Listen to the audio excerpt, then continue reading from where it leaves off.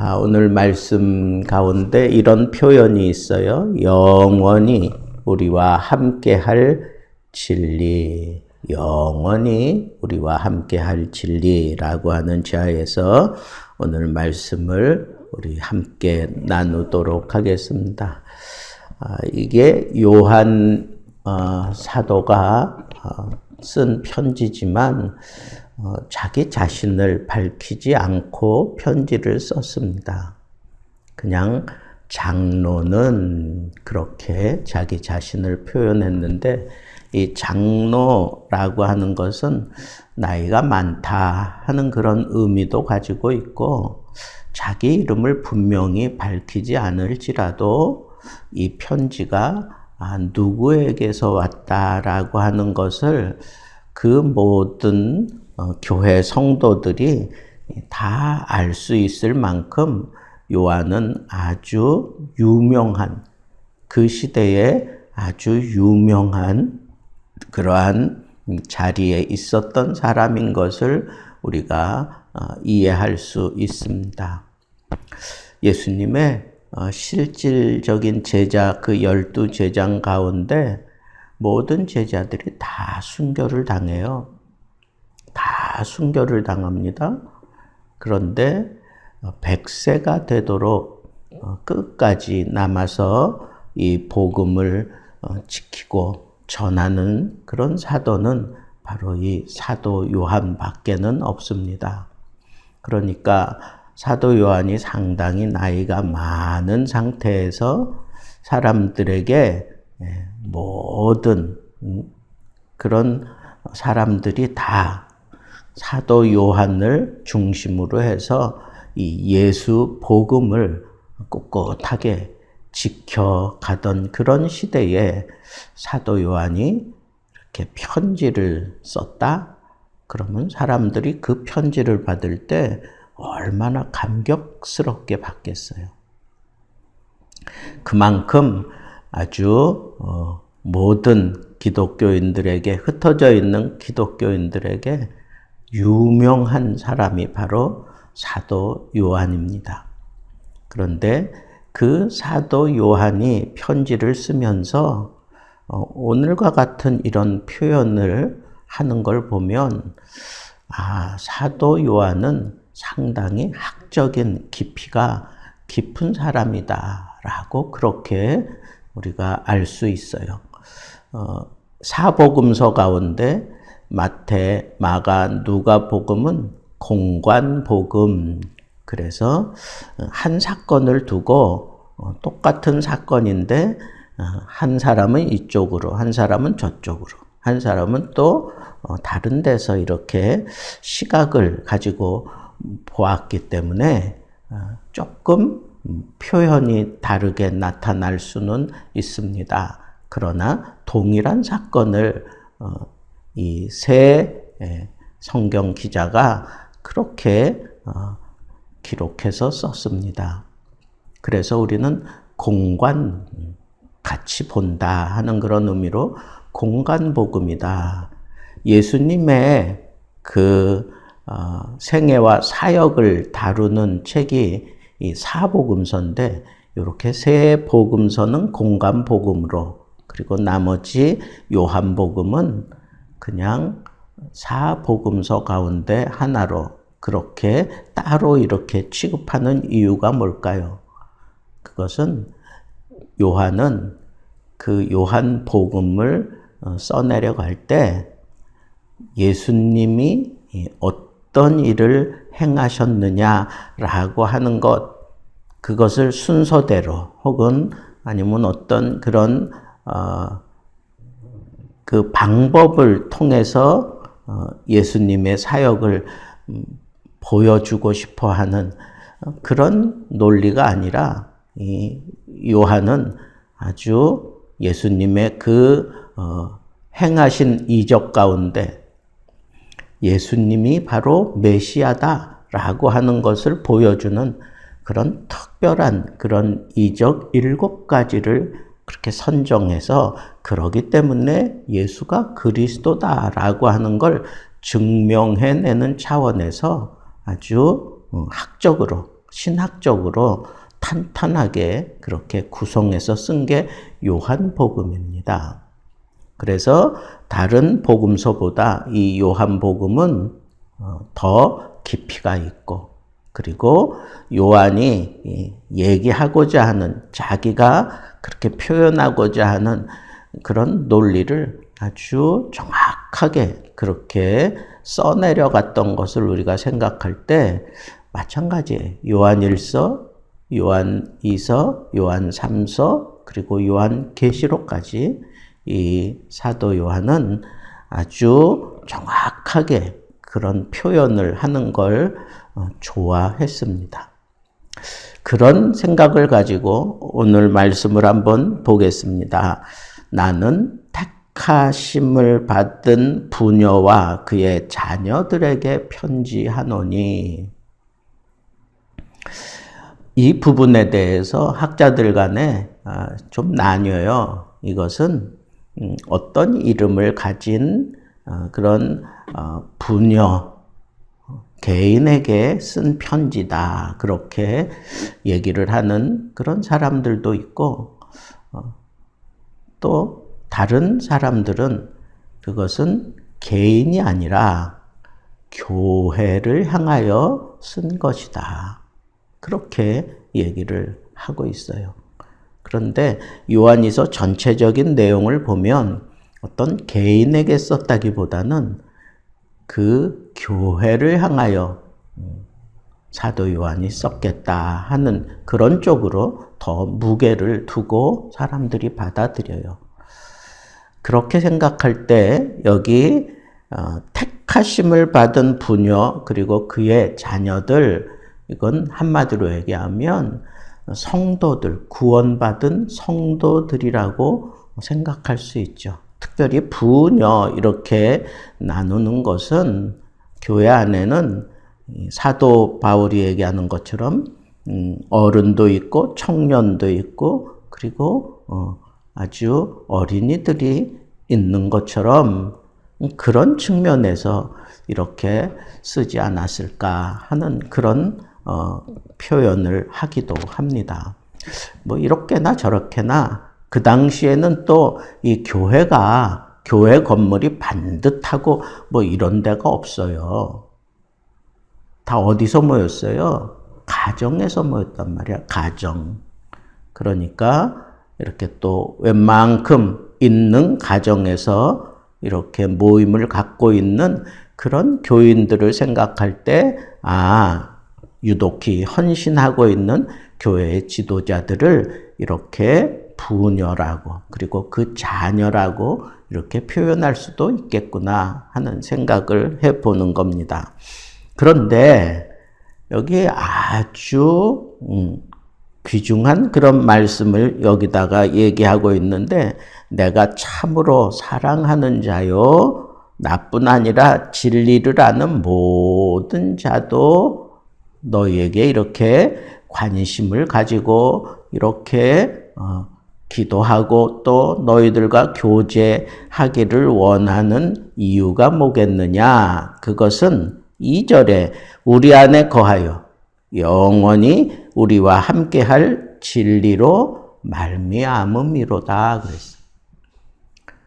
내가 너희에게 이렇게 관심을 갖고 지대하게 이렇게 내 사랑을 쏟고 내 관심을 가지고 기도하는 이유는 뭐냐? 나뿐 아니라 너희들을 바라보고 있는 이 많은 지도자들이 그렇게 하는 이유가 뭐냐? 이 말씀이에요.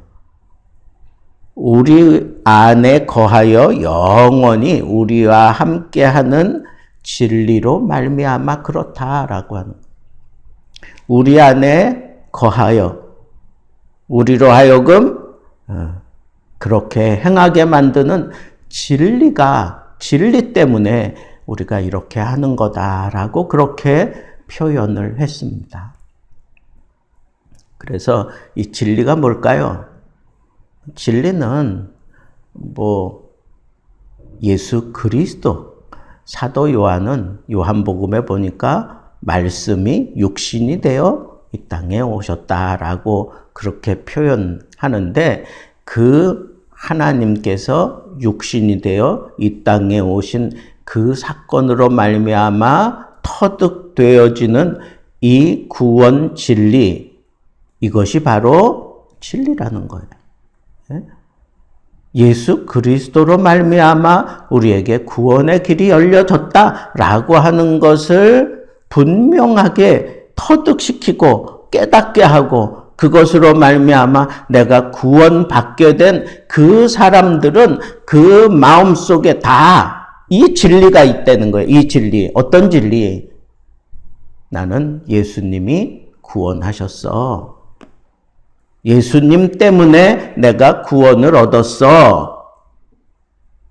그리고 그 진리가 내 안에 거하여 나로 하여금 하나님이 원하시는 그런 삶을 살아가도록 지금도 계속해서 역사하고 있다. 그런 표현으로 말미암는다라고 그렇게 얘기를 했던 겁니다. 자, 그러면 이제 우리가 붙잡아야 될 건 뭐예요? 나는 정말 진리에 의해서 살아가고 있나? 어떤 진리? 하나님이 나를 사랑하셔서 예수 그리스도를 희생시키시고 그 희생의 십자가에 나를 초대하시고 나도 예수님과 함께 그 십자가에 못 박혀 죽음으로 말미암아 다시 태어나는 하나님의 자녀로 다시 태어나고 하나님의 일꾼으로 다시 태어나고 하나님의 생명을 가진 자로 다시 태어나는 이런 놀라운 믿음, 이것이 바로 우리 안에 거하여 우리를 주장하고 있는 그런 진리라는 거예요. 그것이 바로 믿음이라는 거예요. 그러면 우리는 어떻게 살아야 되겠습니까? 진리가 나를 주장하도록 그 진리에 순종하며 살아야 돼요.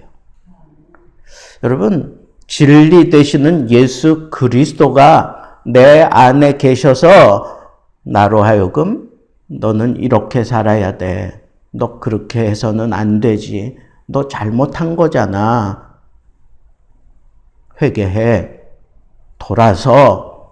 이게 다 진리가 살아난 내 영에 계속해서 그렇게 전하는 말씀이에요. 그 말씀을 듣고 우리가 하나님의 뜻을 추구하며 살아가게 된다라고 하는 이 사실을 우리는 부인할 수가 없습니다.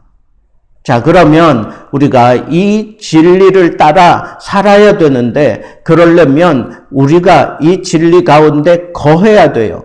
진리가 내 안에 거하여 나로 하여금 이렇게 계속해서 하나님의 뜻대로 살아가게 만드는 그런 역사가 있는 것과 똑같이 내가 그리스도의 진리 안에 거해야 내가 예수 그리스도로 말미암는 열매를 맺게 된다고 예수님이 분명히 그렇게 가르치셨어요. 여러분, 우리는 이 진리 안에 거하기 위해서 발버둥 치며 살아가야 돼요. 내가 진리로 말미암아 구원을 받았고 진리가 내 안에 머물러 있으며 나를 계속 주장해서 하나님의 뜻대로 살아가게 만든다라고 하는 이 사실을 내 삶 속에서 날마다 경험하며 살아가는 사람이라면 자연스럽게 내가 진리 안에 거하는 그런 모습으로 살아가려고 발버둥 치며 살아가게 된다는 거예요. 진리가 내 안에 있다고 하는 얘기는 내가 진리 안에 있다고 하는 얘기와 동등하다는 거예요. 그래서 진리가 내 속에서 역사하면 나는 그에 따라 이 진리가 원하는 대로 그렇게 최선을 다하며 살아가게 되기 때문에 진리와 나의 믿음은 정비례하는 거예요. 내 믿음이 정말 돈독하다면 내 안에서 이 진리가 계속해서 나를 주장하고 나에게 어떤 은혜를 끼치고 나를 변화시킨다라고 그렇게 얘기해야 맞다는 겁니다.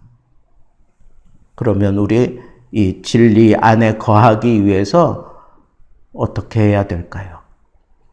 예수님이 그런 표현을 했어요. 내 말이 너희 안에 거하고 너희가 내 안에 거하면 무엇이든지 구하라. 그리하면 이루리라. 이게 무슨 얘기예요? 내 말이 너희 안에 거하고 너희가 내 안에 거하면 이 비밀을 우리는 알아요. 그리고 이 비밀에 의해서 우리는 믿음 생활하는 거예요. 이거 놓치면 우리의 신앙은 껍데기와 같아요. 바람에 나는 겨와 같아요. 그래서 내가 정말 하나님 앞에 최선의 노력을 다하며 아버지 하나님의 뜻을 이루며 살아가려고 하면 언제나 이 말씀을 붙들고 씨름해야 돼요.